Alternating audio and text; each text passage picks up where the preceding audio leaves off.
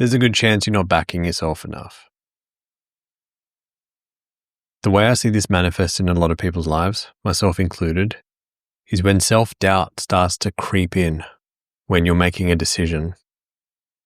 And the decision may be a small one. It may be a big one, like changing career, starting a business, working with a coach or consultant. And when the doubt starts to creep in, this inner dialogue makes itself known and all these stories start to come out to the surface. And it's really important that we clear the noise and focus on the signal.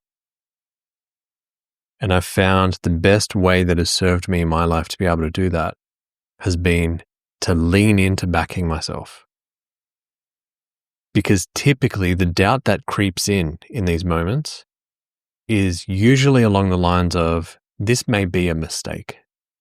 There's some kind of a mistake associated with this. And when I make the decision to back myself, what I find is that eases the concern that it's a mistake. And here's why. If you're struggling to back yourself, if you feel like you don't have what it takes to make the most of the situation, then there's a good chance that whatever the thing is, whatever the decision may be, that is not going to work out in your favor, that it's going to be a mistake and it's going to be something that you experience shame or regret around. But if you know and if you believe in your ability to make the most of any kind of circumstance that you face, and that's what I'm describing as backing yourself, then it's hard to experience doubt about the opportunity because you know no matter what happens off the back of the decision you've just made, you will find a way to make the most of it. For example, if it's a job and you've decided to quit this job and go and apply for another one, and the doubt creeps in, like, what the hell have I just done? Like, why am I making this decision? It's because you're not backing yourself that you will make the most of that opportunity, however it goes. Because the truth is, we don't know. There's no way for us to predict what's actually going to happen. We like to think we can, but the truth is we can't. And there's no use in ruminating over some future possibilities because truly they're endless. There's an unlimited amount of possibilities. So the best thing you can do is make a decision, step forward with it, and make the most of it. So if the job doesn't work out, that's fine because you know that you're going to learn from that experience and say, okay, well, this workspace isn't the best place for me, or this company, or this particular role. And so what will you do? Will you just tap out and say, well, that didn't work out, I'm out, I'm done? No. You'll find another job. You'll try that job. And again, the doubt will creep in. How do I know that I've made the right decision here? You don't, but you're going to find out. And for every time you take that step, sure, it kind of feels like you'll be making a few job applications and you'll have to go through the process a few times and finding a few jobs. But ultimately, if it's going to take you going through 7 different job positions to eventually find the one that you love, that you're most aligned with, that gives you the greatest opportunity for growth, I would argue the previous 6 that you applied for before you landed on the 7th were all worth it because you learned something. This industry isn't for me. This particular role isn't for me. These kinds of companies are not for me. This size of company is not for me. Whatever happens, however it unfolds, it's up to you to decide what the lesson is and what the gift is from the experience. I know this sounds really basic, but God, it's saved me so much in terms of mental rumination and self-doubt and self-deprecation because the moment I decide I'm going to make the most of it however it unfolds, I liberate myself of the pressure that I have to get 100% of my decisions 100% accurate. And this is something I'm navigating to this very day.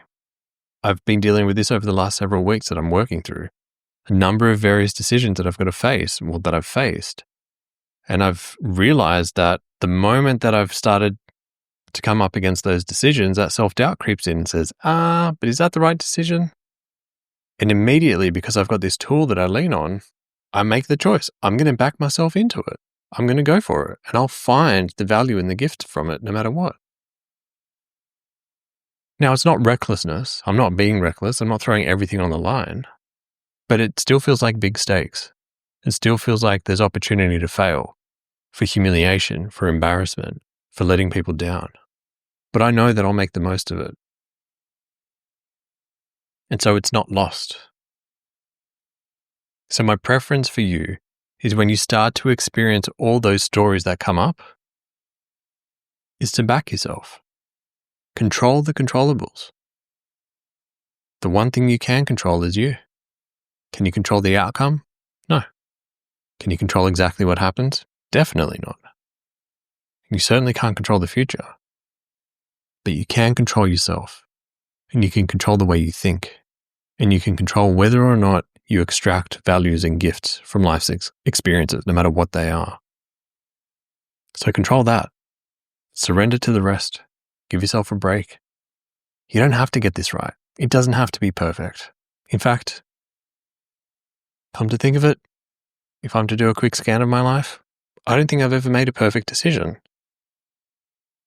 And that's kind of the point. No decision is perfect. Or rather, the perfect decision is the one that you make. So make the decision and back yourself. Find a way through it and trust that you will find the most valuable line, most valuable lane through the experience. Maybe not initially. It might take a few iterations, a few lessons, a few bumps, a few dead ends. But if you're persisting with something you genuinely care about, you've got nothing to worry about. It's just a question of how long it will take for you to get there. And if you've got the patience and you keep at it and you keep backing yourself, you'll get there.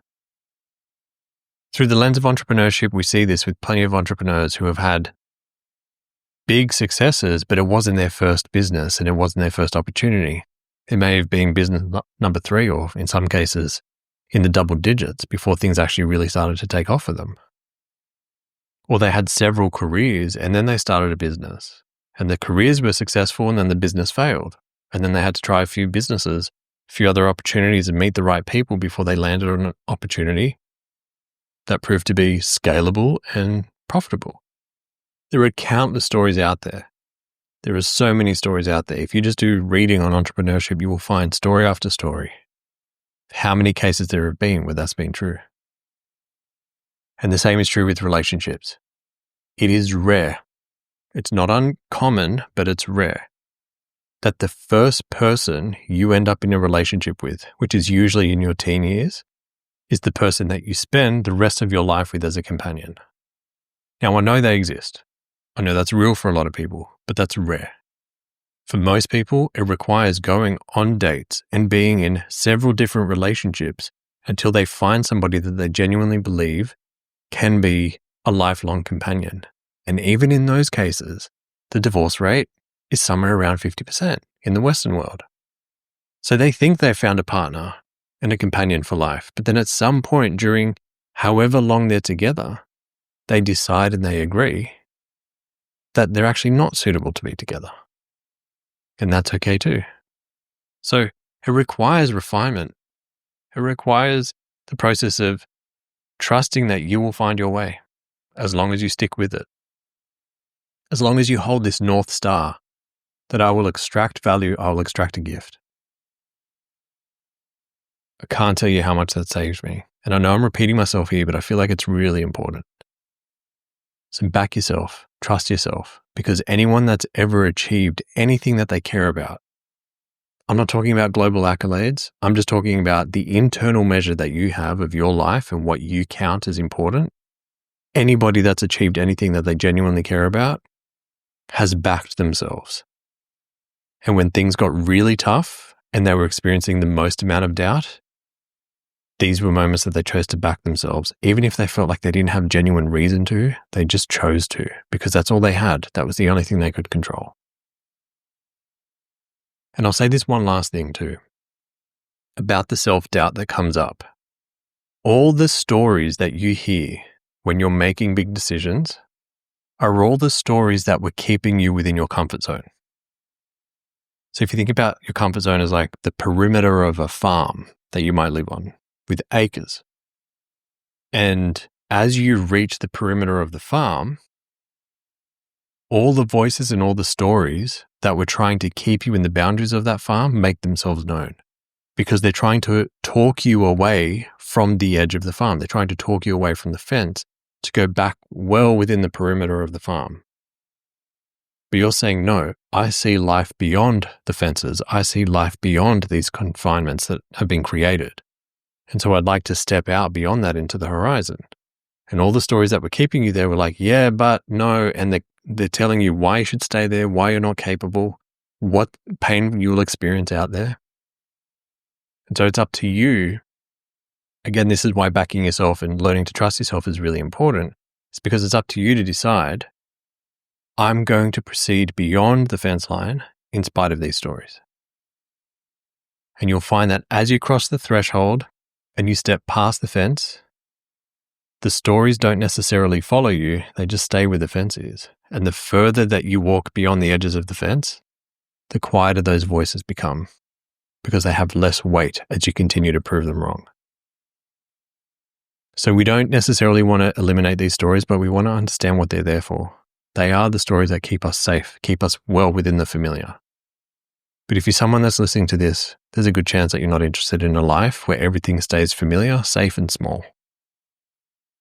So back yourself and trust yourself. Step over that fence line and keep going. And I promise you, the things that you will experience, yes, they will be challenging. Yes, you will face adversity. But that doesn't mean you can't handle it, because life doesn't give you anything you can't handle. So when you face it, back yourself, trust yourself, and know that there is a wonderful lesson and there is value to be extracted. I promise you, you'll go and experience and achieve some really cool things in your life. That's it for me. Those are my thoughts on backing yourself. Those are my thoughts on dealing with self-doubt as you expand. Please utilize the trust that you have for yourself. And if you don't have it, start building it. And I look forward to hearing about the really cool things that you go and achieve because you've done that. That's it from me. I'm Giorgio Genaus. I'll see you next time.